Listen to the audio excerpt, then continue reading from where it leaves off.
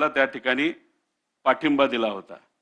याच्यामध्ये या विधेयकमध्ये लागू करताना अद्ययावत म्हणजे लेटेस्ट जनगणनेची आकडेवारी घेणं हे त्याच्यामध्ये नमूद केलं होतं आणि डिलिमिटेशनची अट टाकण्यात आली होती।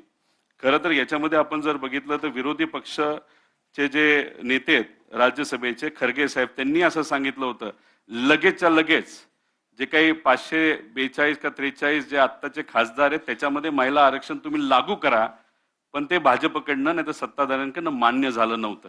पुढे घ्या। याच्यामध्ये आपण बघितलं नरेंद्र मोदी साहेबांनी सगळ्या राज्यसभेच्या खासदारांचं अभिनंदन केलं होतं की त्यांनी या बिलाला पाठिंबा दिला 2023 ला, म्हणजे हे महिला आरक्षण बिल। याला मोदी साहेबांनी आभार व्यक्त केले होते। त्यांचं ते ट्विट आहे 2023 अमित शाह साहेबांचं ट्विट आहे। याच्यामध्ये देवेंद्र फडणवीस साहेबांचं ट्विट याच्यामध्ये आहे की ज्याच्यामध्ये लोकसभेने आज महिला आरक्षण विधेयकाला बहुमत हे खरं तर 2 खासदार विरोधात गेले, नाही तर एक मताली झालं असतं। ते 2 खासदार कुठले होते ते MIMचे त्याच्यामध्ये त्या ठिकाणी होते। त्यामुळे यांनी देवेंद्र फडणवीस साहेबांनी सुद्धा सांगितलं बहुमताने, म्हणजे विरोधी पक्षाने सुद्धा मतदान केलं आणि बहुमताने हे पास झालं। बीजेपी भारत याच्या ट्विटमध्ये सुद्धा हे त्या ठिकाणी दिलेलं आहे। राहुल गांधीजींनी त्यावेळेस 2023 ला काय सांगितलं होतं की immediate implementation of woman reservation bill सांगितलं होतं। 2024च्या लोकसभेला लगेचच्या लगेच तुम्ही हे बिल लागू करा असं राहुल गांधीजींची त्याच्यामध्ये मत होतं। सुप्रियाताईंची पण त्यावेळेची ट्विट त्याच्यामध्ये आहे, त्यात पण त्यांनी तशीच काहीतरी मागणी तिथं केली होती। याच्यामध्ये DMK म्हणजे आता इलेक्शन आहे तमिळनाडूचं, त्याचे जे मुख्यमंत्री आहेत त्यांनी सुद्धा स्वागत केलं होतं महिला आरक्षणाचं।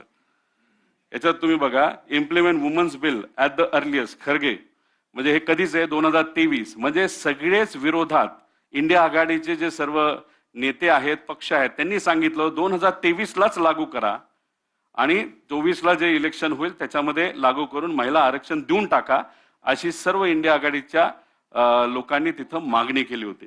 पवार साहेबांनी सुद्धा ट्विट त्याच्यामध्ये केली होती आणि त्याच्यामध्ये SC ST त्याच्यात OBC ह्यांचा पण समावेश होता, म्हणजे कुठे ना कुठे त्यांनी जी जनगणना आहे त्याचा विचार व्हावा असं सांगितलं।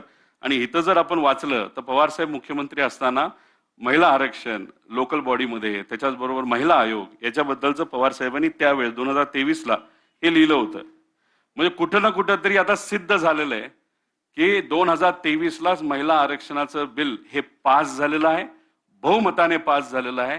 सगळ्या खासदारांनी म्हणजे इंडिया आघाडीच्या खासदारांपासून सगळ्या खासदारांनी पाठिंबा दिल्यानंतरच ते बिल पास झालं होतं। मग ते बिल पास झालं होतं तर मग हे बिल कुठलं होतं, तर हे बिल तुम्ही बघायला गेलं हे